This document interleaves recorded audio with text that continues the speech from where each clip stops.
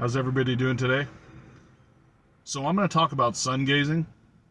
It's something that I started practicing again 2 days ago, and I haven't really done it in 5 years. And when I did do it, I wasn't doing it for very long. It should be something that you should start incorporating on a daily. And I started doing it, like I said.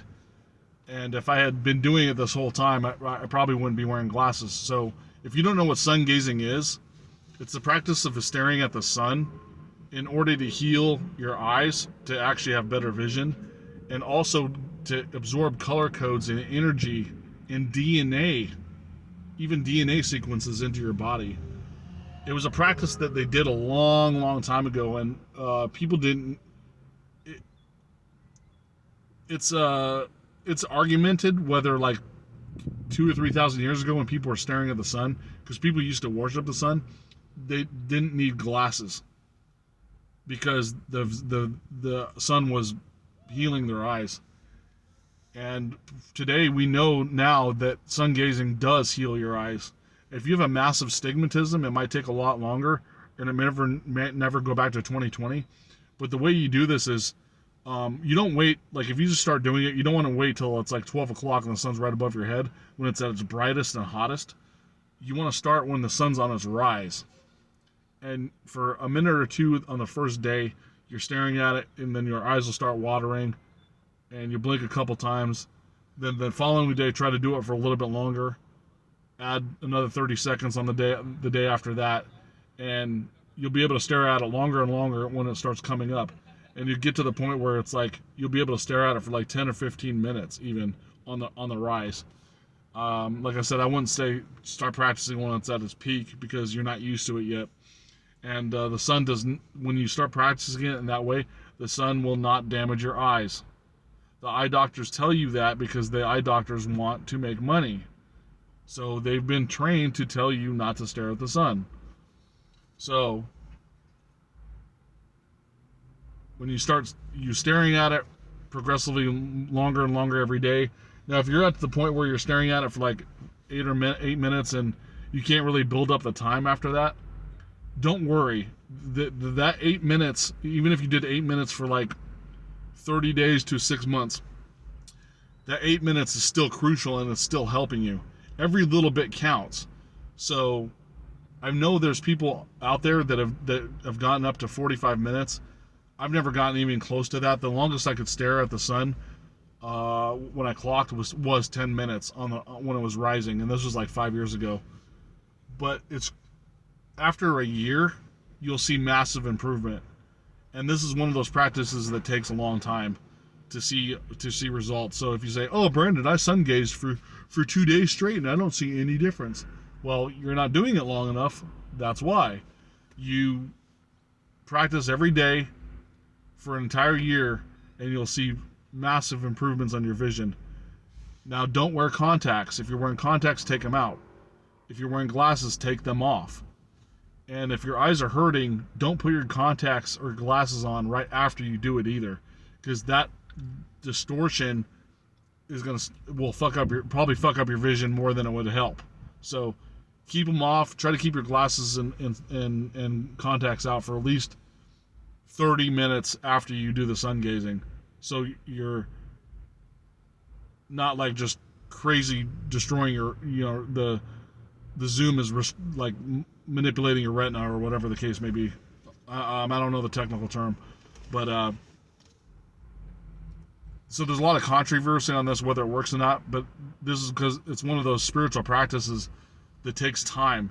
Now, people speaking of spiritual awakenings, people have had spiritual awakenings only doing sun gazing. So that's another method to having a spiritual awakening. Because I forget his name. I'm gonna have to look him up. He was like really skeptical. He wasn't like necessarily an atheist, but he kept watching these videos of these people doing sun gazing. He's like, I'm gonna try it. He's like, I'm gonna give it a shot, and if it doesn't help I'll do it for 30 days straight. And if it doesn't start helping me, it's like whatever. It was another thing that he considered debunking. To his surprise, not only was his vision getting better, he was starting to see colors brighter. He could start seeing in the dark better, His vision was getting better, and he had a spiritual awakening.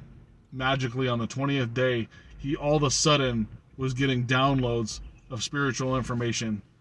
And he said he first started crying because all the emotions that came up, and then he was happy, and then he felt peace, and he started meditating and started doing more research on yoga and all these other things that would help him become more spiritual.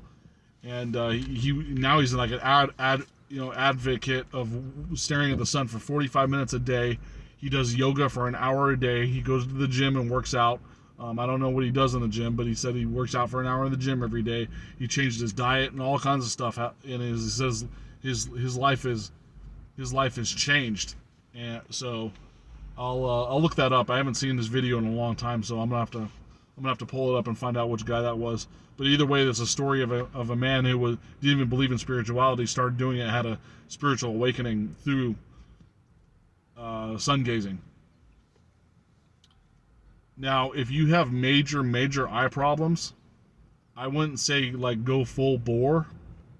I'm not a sun gazing expert, so if you have major eye problems, do it for less than what I said. When the sun starts rising, stare at it for like 20 seconds, stop, close your eyes, take a 5-minute break, look at it again for 20 seconds, stop. It'd be very gradual, like baby steps into it. But if your eyes are somewhat okay and you don't really have too many eye problems or whatever, then do the normal practice of sun gazing. And this will kind of like wake you up to wanting to do exercise and stuff like that. Weird stuff starts happening when you start sun gazing. Meditation actually becomes easier too. So expect to see other benefits, like multiple benefits from sun gazing. That's all I wanted to talk about that. So since I mentioned exercise, we'll segue into this a little bit. We'll just talk about exercise for a couple minutes. Once again, if you haven't started exercising at least a few times a week, get into the habit of doing it, because when you start doing it, you want to do it more. It's one of those addictive, it's almost like kind of an addictive thing. When you start doing it, you'll feel better and want to start doing it more. It's getting over the hump of not doing it and then trying to get into it. Especially when you don't have a lot of energy. The energy, even if you have low energy, if you've been exercising like every day or at least 2 or 3 times a week, you'll conjure up the energy because you'll want to exercise because you feel like it's giving you more energy. And you might be tired after the exercise, like, oh, Brandon, after I exercise, I'm so tired that I don't want to do anything else for the rest of the day. That'll wear off after about a month or two of doing it consistently. So don't worry about that. And the endorphins and the muscle building and the burning the fat, getting rid of toxins, start taking multivitamins, it'll start cycling. Everything in spirituality, it seems like it's a snowball effect. The more you do it, the bigger the snowball gets, and it starts spinning and getting bigger and goes faster and faster down that mountain until it's like a gigantic snowball of spirituality, so to speak. And it's just easy. It's just easy for you to keep up the practices and the work and all that stuff. So that's all I wanted to talk about today. Once again, write in the comments if you want to ask a question, or email me at realitysimulator@gmail.com. I greatly appreciate it, and thank you, and have a nice day.